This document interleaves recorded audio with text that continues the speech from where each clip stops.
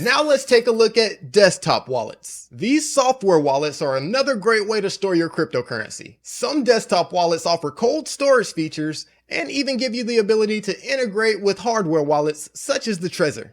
A desktop wallet is a great wallet to use to make online purchases using your cryptocurrency.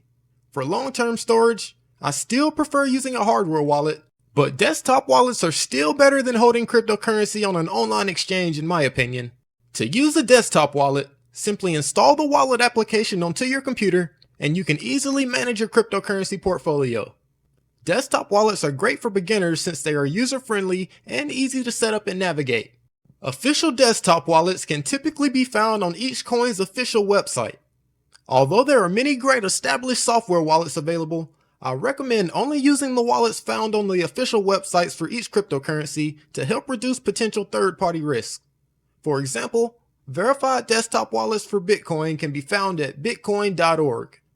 So let's head over to bitcoin.org and take a look at how to download, set up, and transfer cryptocurrency to a desktop wallet.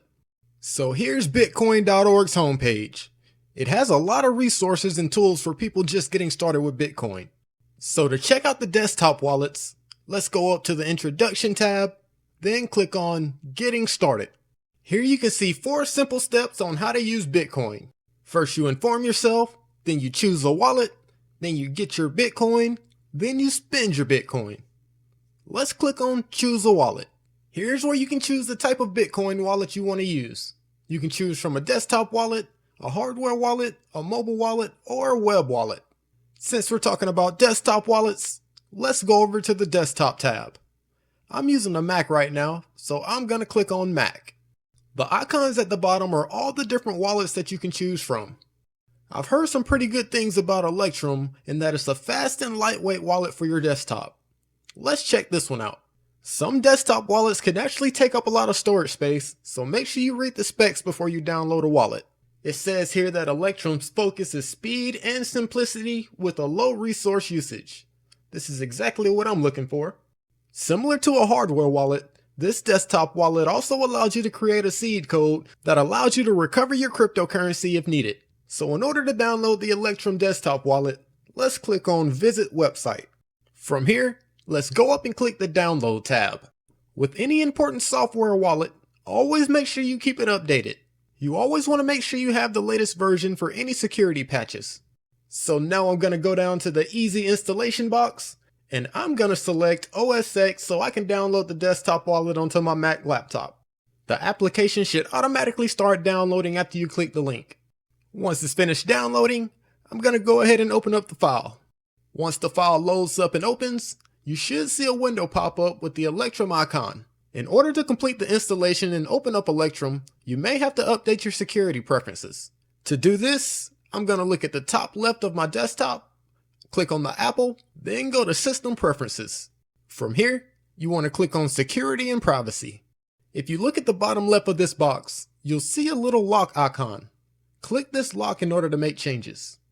You may be asked to put in your password to verify your identity, and now you can make changes. I'm going to change my settings to allow apps to be downloaded from anywhere. I can change this back later. Now that that's finished, let's try finishing installing Electrum. Let's verify I want to open this application.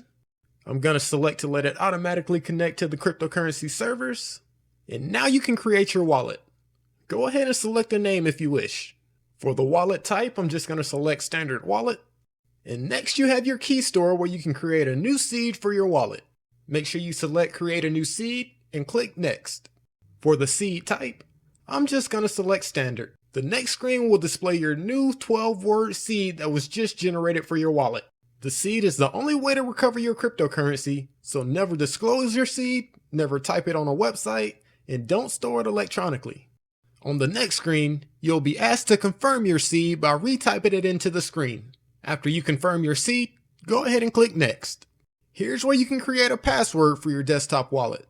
Make sure you make a password that somebody won't easily guess. Once you click Next, your wallet will be created and Electrum will generate your addresses. So here's the Electrum desktop wallet dashboard. It's simple and very easy to use. If you look at the 3 tabs up top, you can see the transaction history, you can send cryptocurrency, or receive cryptocurrency. So now that we got everything set up, let's go over the steps to add some cryptocurrency to our wallet. Sending and receiving cryptocurrency for any wallet type is pretty much the same. I'm going to transfer some Bitcoin from my Coinbase account to my new Electrum wallet. So let's copy this receiving address in order to send the Bitcoin. Once I copy the receiving address, I'm going to head over to my Coinbase account. From the Coinbase dashboard, I'm going to look up at the top menu and click on the Accounts tab. Since the receiving address we're using is for Bitcoin, I'm going to go to my Bitcoin wallet. From here, let's click the Send button.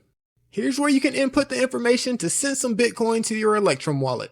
I'm going to start by pasting in the receiving address I got from the desktop wallet, and then I can simply select the amount of Bitcoin I want to send. I think I'm just going to send $10 for this example. That comes out to about 0.00108 Bitcoins with a network fee of $3.48. So my total comes out to $13.48 worth of Bitcoin. Let's go ahead and click continue, then confirm the purchase. And there we have it. My transaction is on the way. Let's head back over to my desktop wallet and make sure it sees the transaction. So one cool thing about the Electrum desktop wallet is that you'll receive notifications when you receive or send Bitcoin. You can see an example notification at the top right of the screen here for the transaction I just made. So if I click on the History tab, I can see there is one unconfirmed transaction coming into my Electrum wallet. Looks like everything went smoothly and my Bitcoin should arrive shortly. So that's it for setting up a desktop wallet and adding cryptocurrency.